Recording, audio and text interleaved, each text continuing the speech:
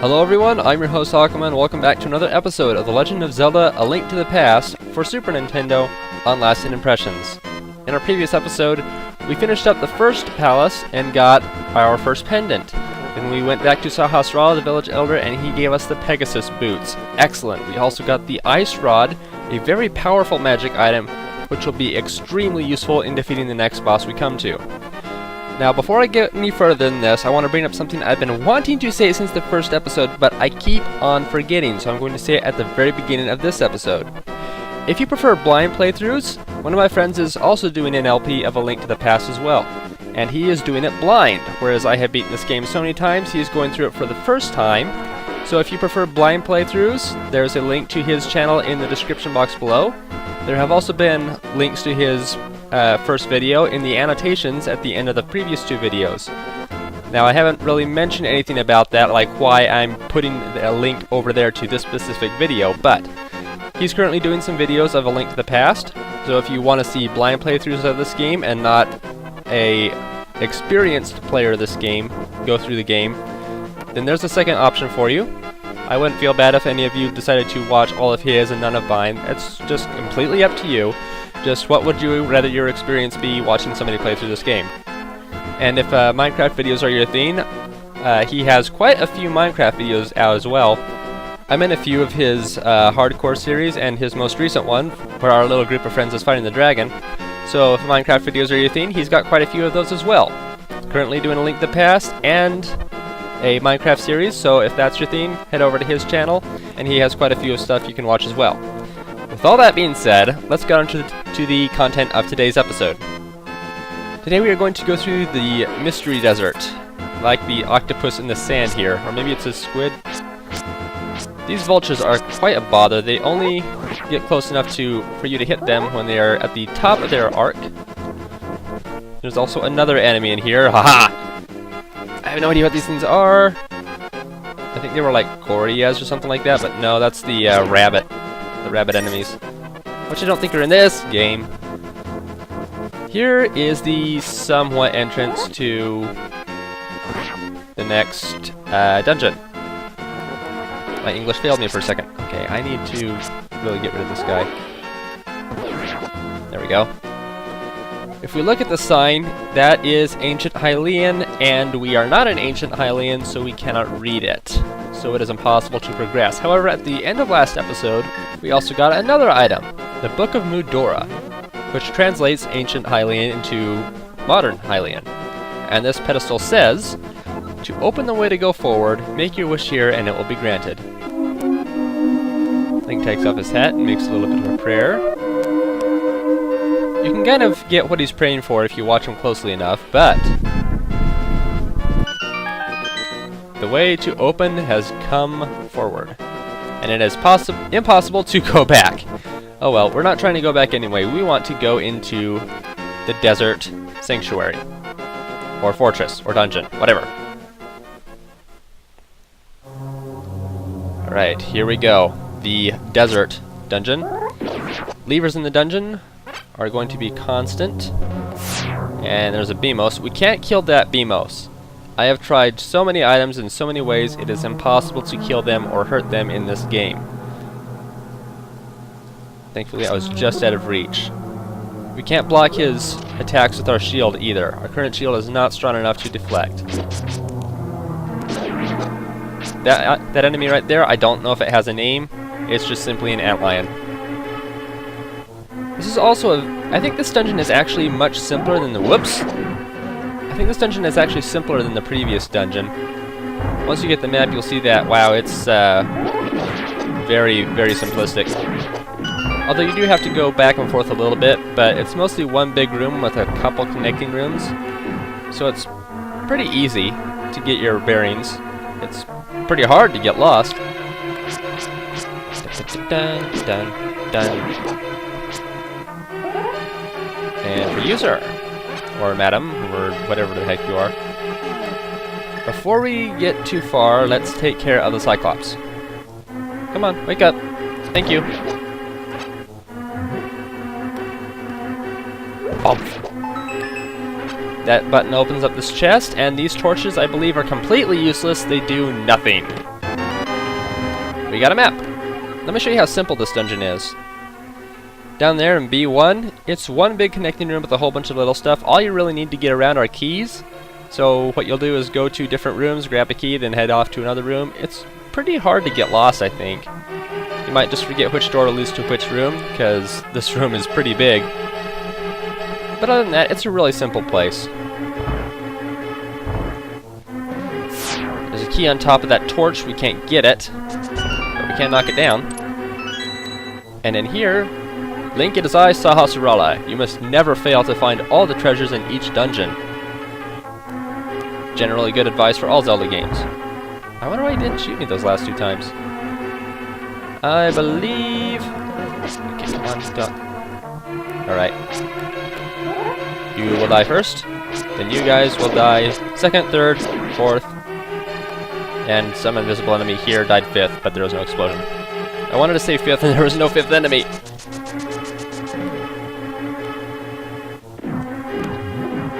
Bump. Oh, lucky. Not that we need it, we've got over 900 rupees, and our maximum that we can carry is just shy of 1,000. This is a nothing, actually, but I'll show you what's out here.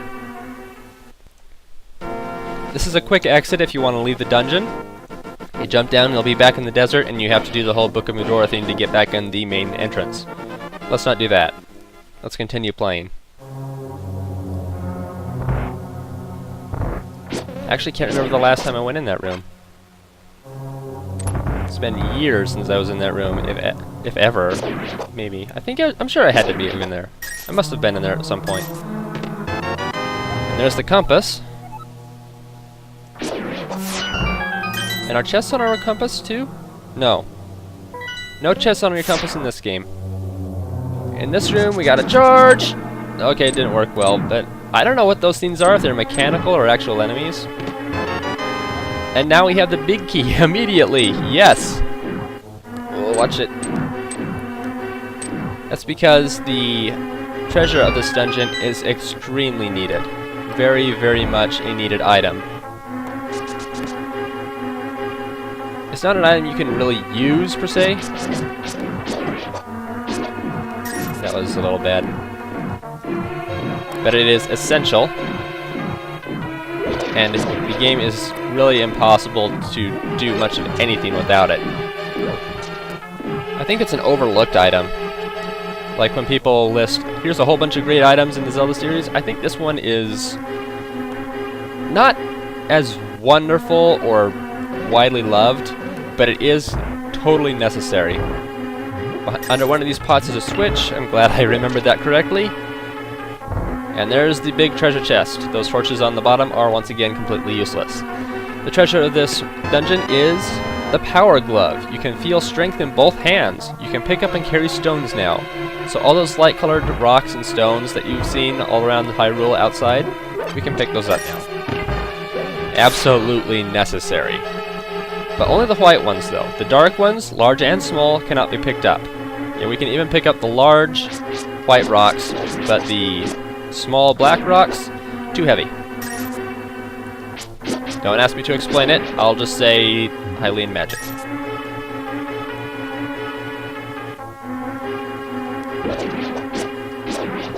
For some reason I really wanted to kill the antlion. We got one more place to get through. Oh boy, run! One of these blocks should... There it is. Okay, just fairies. Is that all the rooms in here? Yep, we got all the rooms in this dungeon. Let us leave. Now we can continue playing this dungeon. We've been everywhere that we could go. We've been to all the rooms in that dungeon. We couldn't find anything else. We have to go outside to continue playing. But before that, let's take a detour down south and grab a piece of heart. I'm actually going to take one of these and throw them at vultures. I can't believe that cactus did not hurt me. Cannot believe it. Here are the rocks we can lift. Pretty sure that across the ledge there is another piece of heart, but it is impossible to get over there at all. Completely impossible. There are no items we can get. and you have to hit a piece of heart over there anyway. Go figure. There we go. Now we are in the second half of the dungeon. Oh, I hate these rooms. There's a simple way to get through it, though. Can't hurt me in here. And there's no way to speed this up either, so really, all you can do at this point is wait.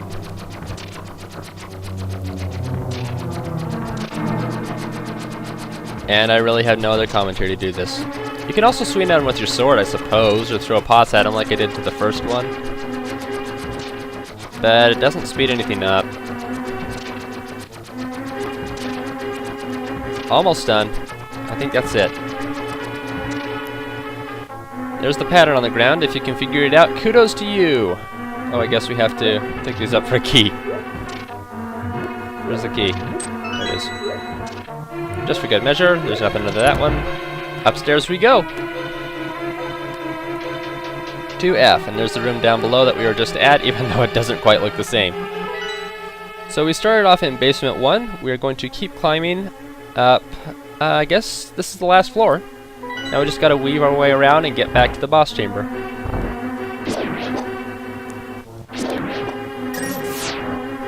Can't touch me. It's just... oh. That one was really moving. I don't care about the blue rupee.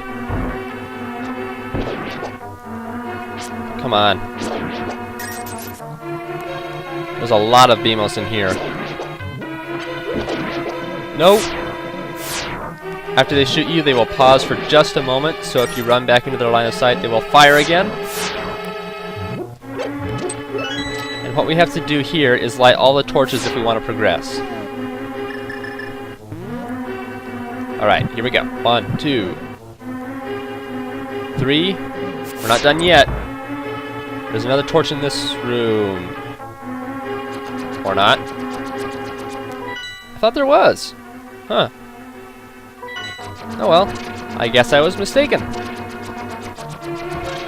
Now we get to wait this one out too. Actually, no. Let's search the pots for that key. There it is. Didn't work. Darn it. That is why it's a good reason to stay out of sight. You can make mistakes and lose hearts. Generally, you don't want to lose hearts in a Zelda game. Fun fact! I guess if you want to, you can stay down here and try to cut them up before they hit the wall.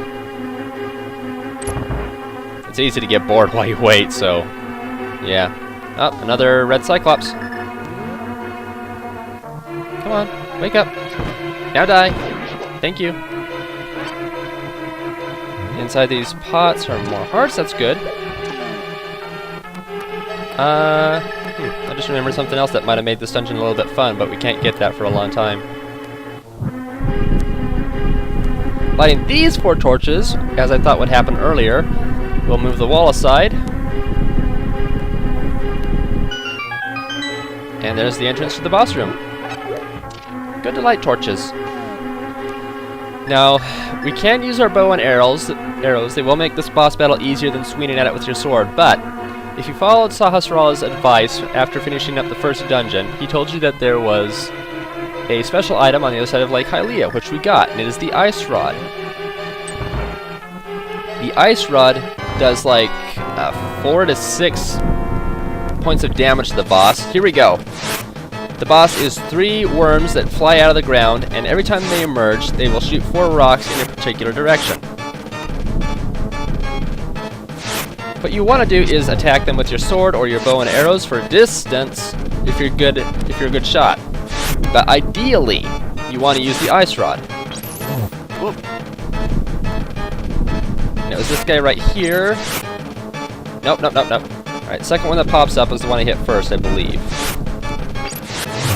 Yep, 2 shots with the Ice Rod defeats them.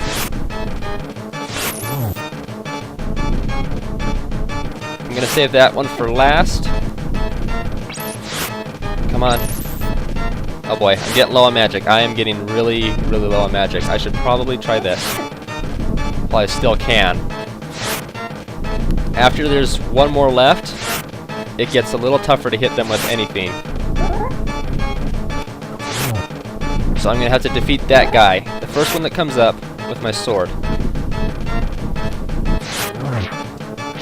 Come on. Whoa, that was close. Yeah, I've done 2 sword spins and the ice rod, and I still haven't killed him. 1 shot from the ice rod is worth more than 2 sword spins. Wow, finally. Now when this guy pops up one more time, watch the rocks that come out of him. There's a lot more. It's really, really tough to hit him with your sword after that. Uh-oh, 1 more shot I think, if not 0. Gotta be careful about this. I'm short on magic. Oh boy. This is bad. Arrows? I can't remember how much damage the arrows do. We're gonna have to go for it. Alright, that's 1. I think I'm gonna try to get him. Oh, I got him twice! Yeah! I feel special. Good hit. Good hit. Whoa boy! Alright, he was going completely the wrong way. Is he getting faster too? I think he is. Oh, I got him. But yeah, get the ice rod, and if all possible, get a green potion.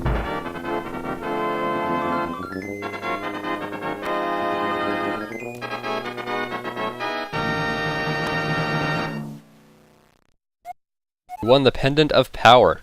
Your goal of finding 3 pendants is in sight. Go for the last one.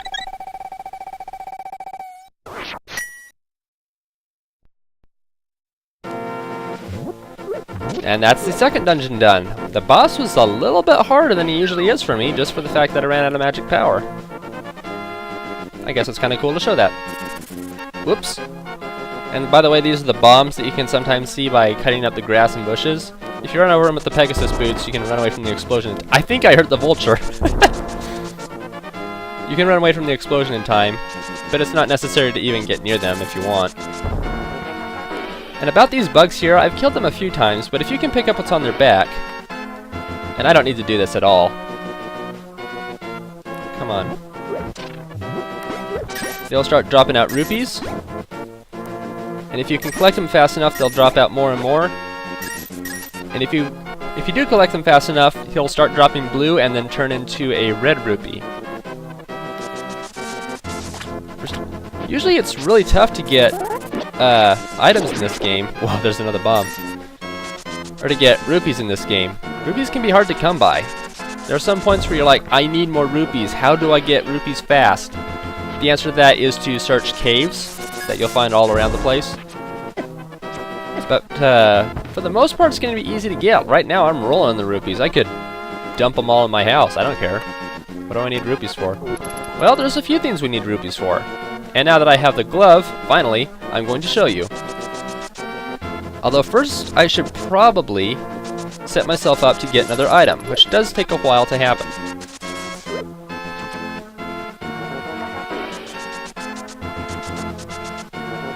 Maybe. Maybe. I'm looking up at my video recording time. I'm already a little bit into it, although I did spend most of this episode doing a bit of talking. It was like the first 2 or 3 minutes going through a little bit of dialogue that I felt I had to get through. Whoops. So I think this episode might go for a couple minutes extra. But I'll try to hurry along anyway. I'm not going to use that as an excuse to slow down. Hey, look at this! It's the Master Sword! Or not. It's just a random sword sticking out of the ground. It's like, hey, you want the Master Sword? Here it is. Ah, trollolololo. There it is. This mushroom smells like sweet, rotten fruit. You can give this to anyone who wants it by pressing the Y button. I only know of one person in this game who wants this item, and they will give you another item for it. There's a little tree stump down there, but if we cut these bushes and drop down the hole instead, we get a piece of heart. Is there anything up here? I didn't think so. Hello, sir. Hey, kid, this is a secret hideout for a gang of thieves. Don't enter without permission. By the way, I heard that one of our ex-members is staying at the entrance to the desert. Wait a second. We only saw one guy right outside the desert, didn't we? Yeah. There's a little bit of, what are we going to call that? Foreshadowing? Does that count as foreshadowing? Stay away from me, Crow. Here we go. I'll stop it, Link.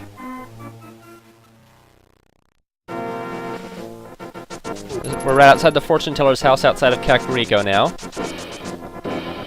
We want to rush as fast as we possibly can to... Hey there! It's another piece of heart! I'm doing a terrible job rushing. Our heart level increased and was completely filled.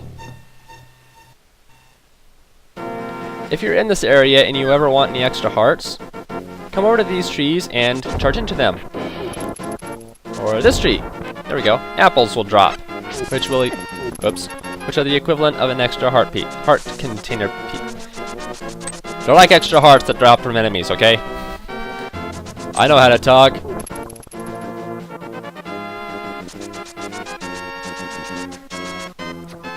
Come on, get around him. Let's just pull up the sign. There.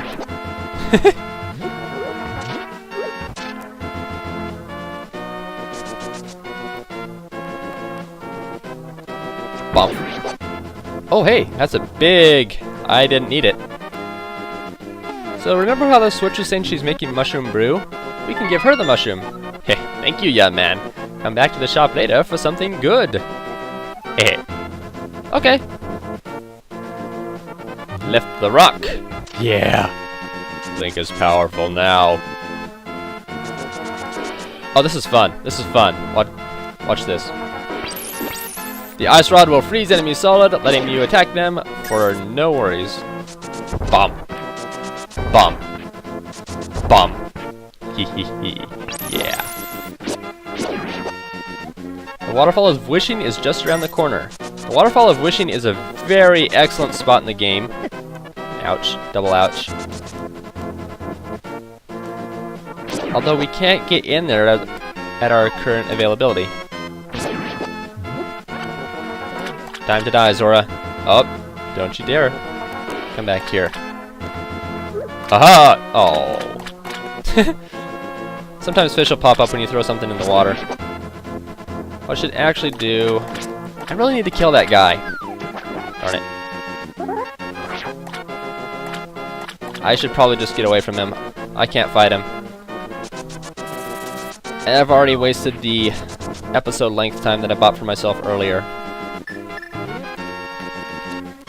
So I'm going to kill these kookmen? I think they're kookmen. Whatever. And I believe that is going to be the end of this episode. I didn't get quite as far as I wanted to. There is one more thing right up to the north what I want to do, plus the Waterfall of Wishing. But I guess we'll save that for next episode. It's a really cool area, and I love it. It's a great place to come to, especially for new players. If somebody tells you about this, you should probably go do it. But we'll take care of that next episode. And thank you everybody for joining me for today's episode as well. If you like this episode, please click the like button to let me know. If you're new here, feel free to subscribe. There are new video game episodes out every day of the week. Come back next time when I will take you to the Waterfall of Wishing and get us a special item. See you then!